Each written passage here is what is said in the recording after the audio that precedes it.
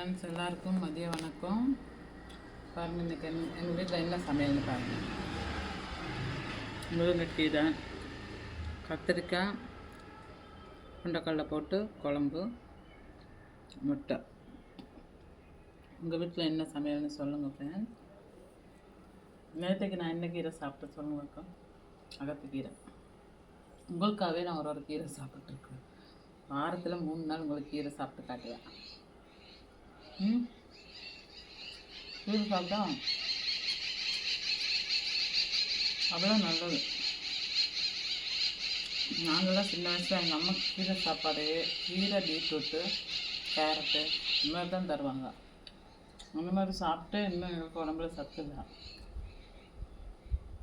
இப்போ இருக்கிற குழந்தைங்க பீஸா, பர்கரு இதுதான் ஃபாஸ்ட் ஃபுட். அதில் என்ன இருக்குன்னே தெரியல.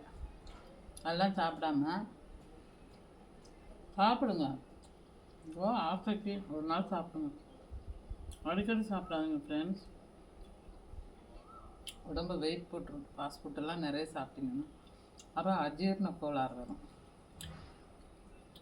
நல்லா காலங்கடை பக்கமே போகிறதில்ல. ஏதோ ஒரு டைம் யாராவது சொன்னாங்கன்னா கூட்டு போனாங்கன்னா போவேன். உடனே நீங்கள் சொல்லாங்க, உங்கள்கிட்ட காசு இருந்திருக்காது, நீங்கள் காலாங்கடை பக்கம் போயிருக்க மாட்டீங்கன்னா.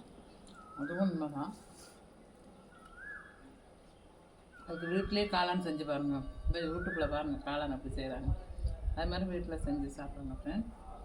ஓகே ஃப்ரெண்ட்ஸ், உங்கள் மதியானத்தை கண்டிப்பாக ஒரு கீரை எடுத்துக்கோங்க.